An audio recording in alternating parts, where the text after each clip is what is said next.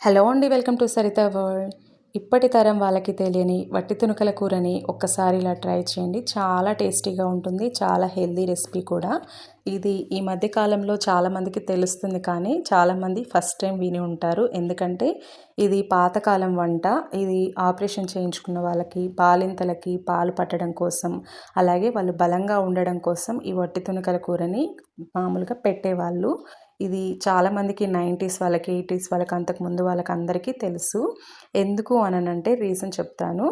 అప్పట్లో ఇప్పుడంటే మనకి మటన్ ఎప్పుడు కావాలంటే అప్పుడు దొరుకుతుంది, కానీ అప్పట్లో అలా దొరికేది కాదు. కాబట్టి ఒక యాటని అంటే మేక లేదా గొర్రెని తీసుకొచ్చుకొని కట్ చేసి ఇలా మటన్కి కొంచెం పసుపు, కారం కలిపి దాన్ని ఇలా ఒక తీగకి గుచ్చి ఎండపెట్టి వాటిని ఒక డబ్బాలో స్టోర్ చేసుకుంటే మనకి సంవత్సరం వరకు నిల్వ ఉంటాయి.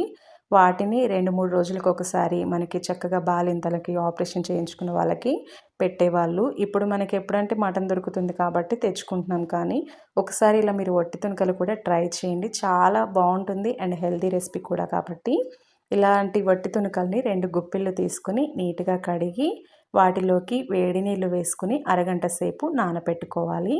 అరగంట తర్వాత స్టవ్ పైన ఒక అడుగు మందంగా ఉన్న గిన్నె కానీ కడాయి కానీ పెట్టుకుని 3 లేదా 4 స్పూన్ల నూనె వేసుకోవాలి.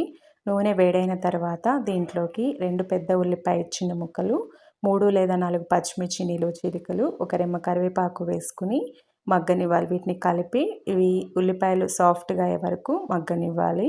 ఈ కూర కోసం మనకి నూనె కొంచెం ఎక్కువే పడుతుంది. ఇలా మనకి ఒక 2 నిమిషాలు మగ్గించుకున్న తర్వాత ఉల్లిపాయలు మనకి ఇలా మెత్తగా అయిన తర్వాత దీంట్లోకి ముందుగా పావు టేబుల్ స్పూన్ పసుపు వేసుకోవాలి. అలాగే ముందుగా నానబెట్టుకున్న వట్టి తునకల్ని వేసుకోవాలి. ఇలా మనం అరగంట సేపు వేడి నీళ్ళలో నానబెట్టుకోవడం వలన ఇది ఎండిపోయిన మటన్ కాబట్టి కొంచెం మెత్తగా అవుతుంది. అందుకోసమని ఖచ్చితంగా నానబెట్టుకోండి. ఇలా నానబెట్టుకున్న వట్టి తునకలు వేసిన తర్వాత ఇదంతా కలిసేటట్టు కలుపుకొని మూత పెట్టి స్టవ్ని లో టు మీడియం ఫ్లేమ్ మధ్యలో పెట్టుకుని మధ్య మధ్యలో కలుపుతూ వట్టి తునకలు మనకి ఎర్రగా ఫ్రై అయ్యే వరకు ఇలా ఆయిల్లో ఫ్రై చేసుకోవాలి.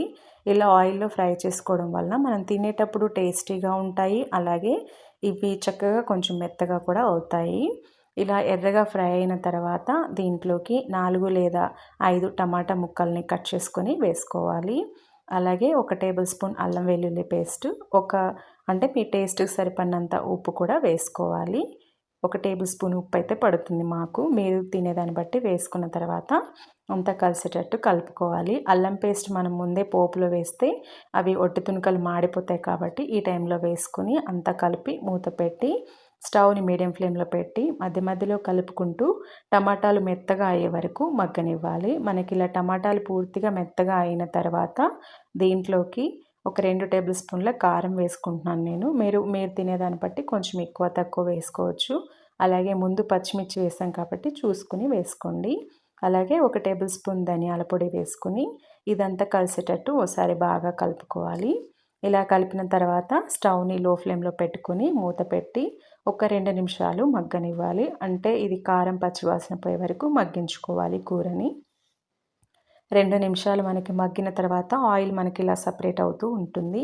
ఈ టైంలో మరొకసారి ఇది బాగా కలిపి ఒక పెద్ద గ్లాస్ వాటర్ వేసుకోవాలి. వాటర్ కొంచెం ఎక్కువే వేసుకోండి, ఎందుకంటే మనకి వాటర్లో వట్టి తునకలు మనకి ఉడికితేనే చక్కగా ఉంటుంది. కొంచెం ముక్కలు మెత్తబడి తినేటప్పుడు బాగుంటుంది. ఇలా వేసిన తర్వాత అంతా కలిపి మూత పెట్టి స్టవ్ని లో టు మీడియం ఫ్లేమ్ మధ్యలో పెట్టుకొని దీన్ని ఒక 5-10 నిమిషాల వరకు ఉడకనివ్వాలి. అంటే ఇదంతా దగ్గర పడి నూనె ఇలా పైకి తేలే వరకు ఉడకనివ్వాలి. నూనె ఇలా పైకి తేలుతున్నప్పుడు దీంట్లోకి కొంచెం కొత్తిమీర, అలాగే మీకు నచ్చితే కొంచెం చికెన్ మసాలా 1/2 టేబుల్ స్పూన్ వేసుకోండి. పావు టేబుల్ స్పూన్ గరం మసాలా వేసుకుని అంతా కలిసేటట్టు ఒకసారి బాగా కలుపుకోవాలి. మీరు కావాలంటే ఈ ప్రాసెస్ అంతా కూడా కుక్కర్లో చేసుకోవచ్చు. కుక్కర్లో అయితే సేమ్ ప్రాసెస్, కానీ 4 లేదా 5 విజిల్స్ వచ్చే వరకు ఉడికించుకోవాలి. ఇలా ఉడికించుకున్న తర్వాత ఇదంతా కలిపి ఇది కొంచెం దగ్గర పడి అంటే ఒక 2 నిమిషాలు ఉన్న తర్వాత చూడండి కూర మనకి ఎంత బాగా కనిపిస్తుందో. ఇలా వచ్చినప్పుడు స్టవ్ ఆఫ్ చేసుకుంటే సరిపోతుంది. ఇలా వచ్చినప్పుడు స్టవ్ ఆఫ్ చేసుకుని రైస్లోకి కానీ చపాతీ, రోటీ దేంట్లోకైనా కూడా సర్వ్ చేసుకోండి. నిజంగా చాలా చాలా బాగుంటుంది. ఖచ్చితంగా ఒకసారి ట్రై చేయండి. వీడియో నచ్చితే లైక్ చేయండి. నా ఛానల్ సబ్స్క్రైబ్ చేసుకుని నాకు సపోర్ట్ చేయండి. Thanks for watching.